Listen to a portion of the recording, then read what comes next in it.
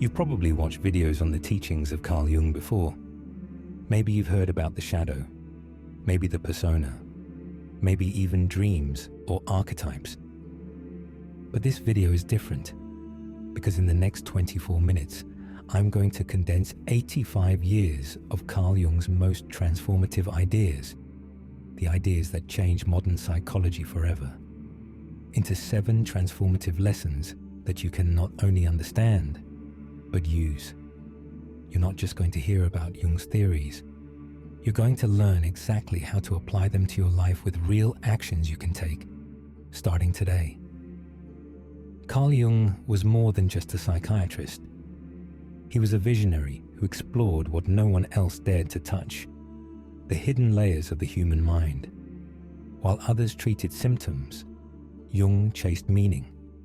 He believed your anxiety, your emptiness, your confusion weren't just flaws to be fixed, but messages from your deeper self. His mission: to help you become whole, not perfect, not socially acceptable, but whole. And wholeness, Jung warned, always requires a descent into the parts of ourselves we're most afraid to face. If you've ever felt fake, numb, lost in roles, unsure of who you really are, this isn't just a video, it's a mirror. And by the end of it, you'll see yourself and your life through a completely different lens. But I'll warn you now, what you'll discover may challenge everything you think you know about yourself. Because Jung didn't offer surface answers. He uncovered what most people spend their whole lives running from. So stay with me, because the journey back to your true self begins right now. Let's begin with Jung's first lesson. The mask you wear is slowly killing you. Think about it.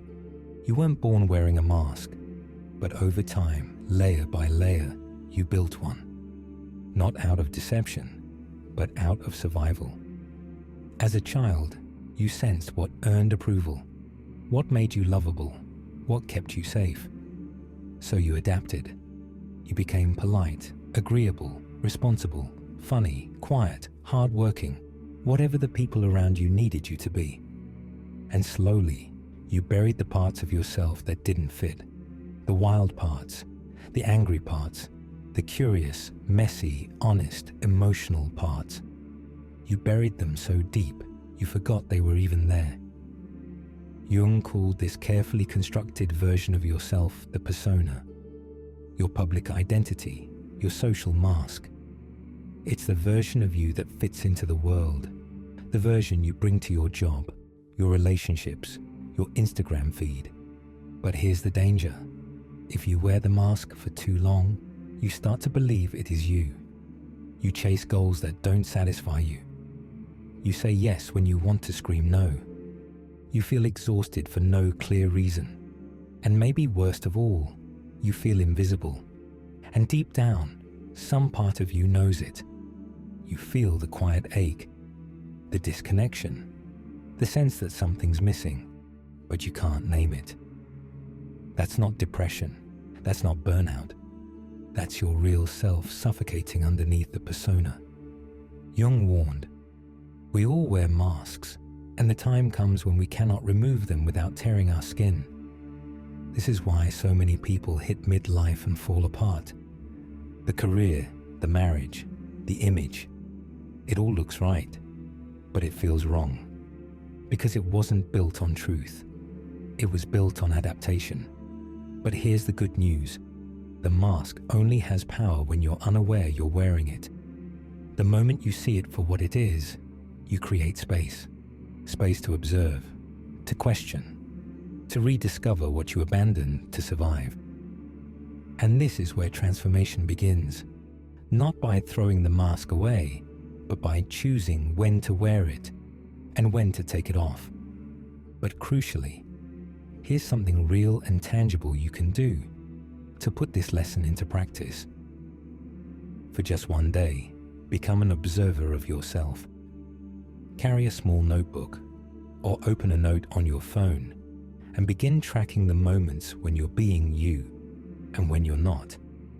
Notice when you say something just to be liked, when you nod along to avoid conflict, when you smile even though you're tired, when you hold back an opinion because it might make someone uncomfortable.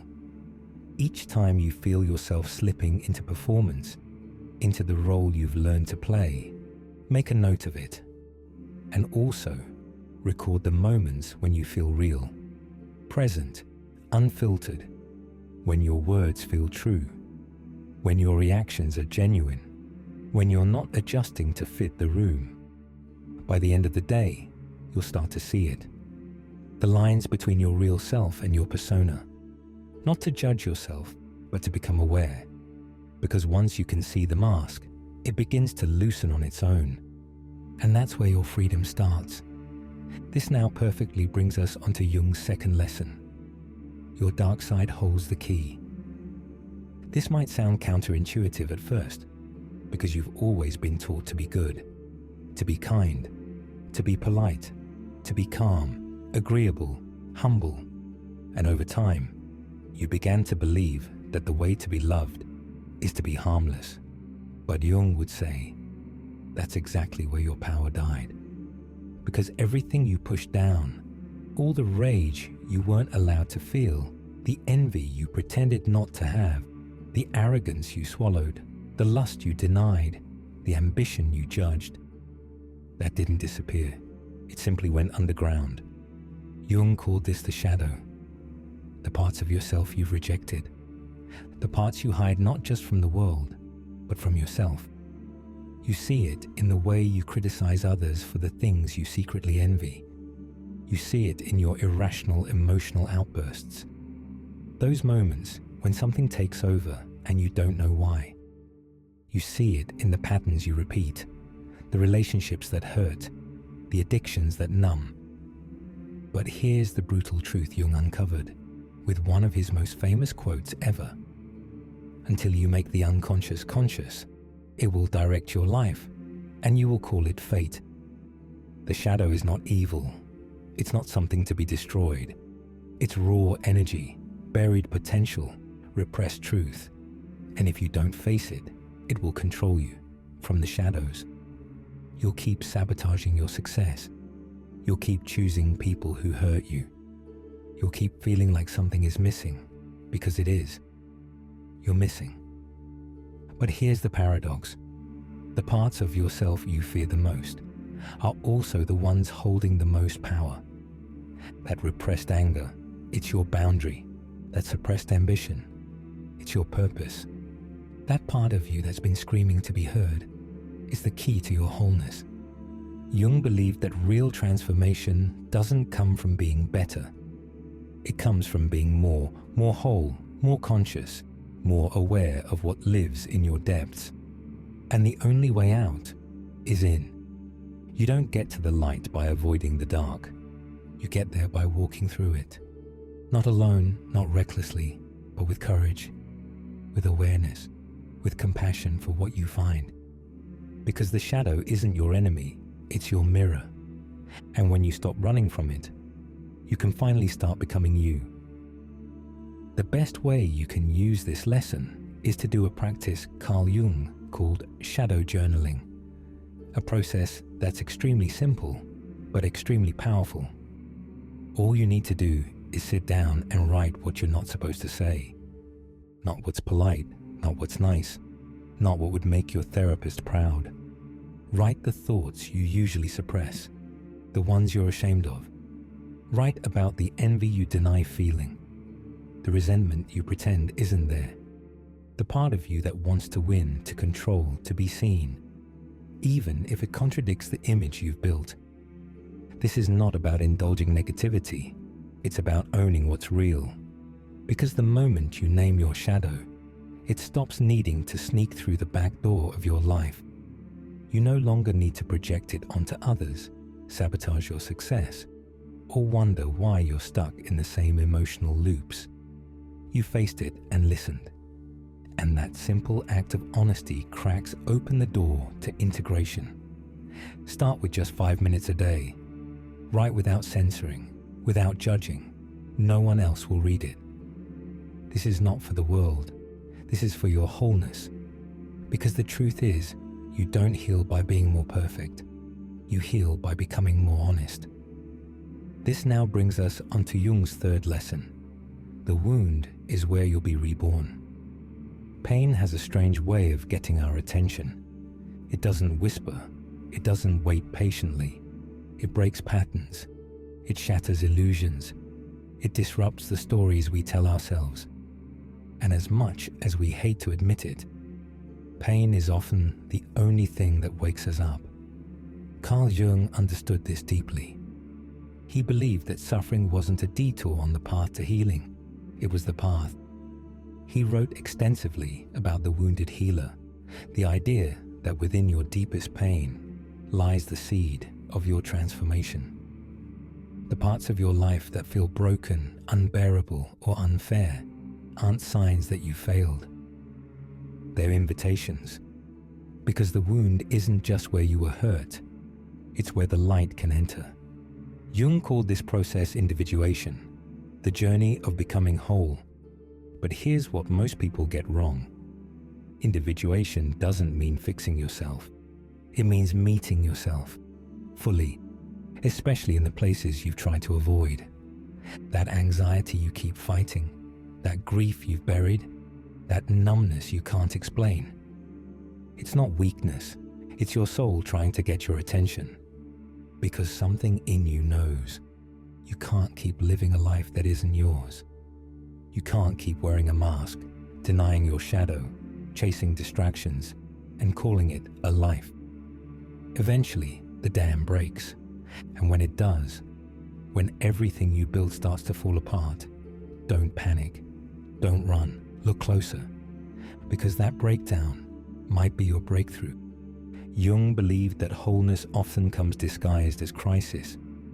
The marriage ending, the job lost, the identity unraveling. It feels like destruction, but it's really initiation. It's the psyche saying, this isn't you anymore. It's time to become who you really are. And the people who grow the most, who evolve, who deepen, who come alive, aren't the ones who avoid their pain. They're the ones who face it with eyes open, who go into the fire and come out transformed. Because the truth is, nothing in you needs to be fixed. It just needs to be seen. And sometimes, the only way to see it is to bleed a little. So how do you turn your pain into a path? You start by listening to it with one deceptively simple question. Where does it hurt? Not physically, emotionally, spiritually, deep down. Let the answer rise, not the rehearsed answer, not the one you give your friends, but the real one, the one you usually silence, the one that makes your throat tighten, that flickers for a second before you push it back down. Maybe it's a heartbreak you never grieved, or a version of you that never got to live, or a dream you abandoned and never forgave yourself for. Whatever it is, stay with it. Don't analyze, don't fix, just feel it. Let it be real. And then, when you're ready, write it down, not as a solution, but as an act of witnessing. Because Jung believed that the first step toward healing is simply to see. Do this regularly and let your wound speak. Let it reveal the version of you waiting to be reborn. The secret with this is to stay with it, because when you stop trying to escape this pain is the moment your transformation begins. And this brings us onto Jung's fourth lesson. You're not just one person. You think you're one person, one mind, one self. But Jung didn't see it that way. He believed that within you are many selves, ancient patterns, universal energies, inherited roles that shape the way you think, feel, and behave. And most of the time, they're running the show without you even knowing it. He called them archetypes, the characters that live deep inside your psyche. The hero, the mother, the rebel, the victim, the fool, the king, the orphan, the shadow.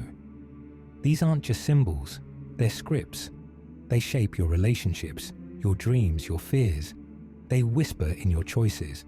They dictate how you see the world and how you see yourself. One day you might feel strong, clear, driven, like the warrior. The next, you collapse into helplessness, waiting for someone to save you, like the child. And you don't know why. You just say, "I'm in a weird mood today." But Jung would say, no, you've just shifted archetypes. The problem isn't that these parts of you exist. The problem is that you're unconscious of them. You think you're acting freely, but you're actually being possessed by stories you inherited, roles you never chose. He warned, man is many and the self is a multiplicity. And yet, there's something deeper beneath all those roles, something older than the masks and bigger than the archetypes. He called it the self, not the ego, not the image, but the whole of who you are, the true center. And that self is constantly trying to emerge through your dreams, your longings, your conflicts, your compulsions. To put this lesson into practice, there's a simple question you must ask yourself. Who is speaking through me right now? Is it the warrior pushing for control? The child craving comfort and safety? The people pleaser begging not to be abandoned? The judge criticizing every move? Write down the dominant voice you notice. Name it. Describe what it wants. Then crucially, you must ask, what is it protecting me from? Because behind every archetype is a fear, a wound, a survival instinct. By recognizing which part of you is active in each moment, you start to take your power back. You become the observer, not the puppet. And slowly, you stop being a collage of reactions and start becoming a conscious, integrated whole.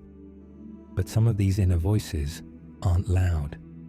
They whisper in the dark when your guard is down. And where is your guard down the most? In your dreams. This brings us onto Jung's fifth lesson. Your dreams are waking you up.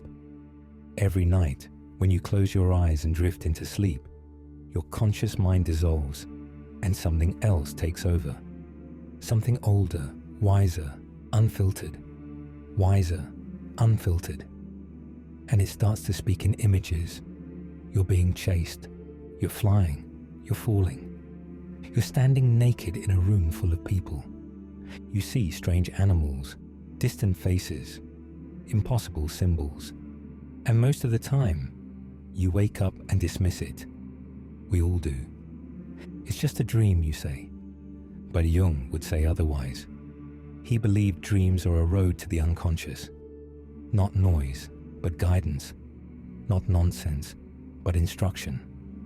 Every dream, he said, is an attempt by your psyche to communicate with your conscious self, to show you what you're not seeing, to guide you toward wholeness.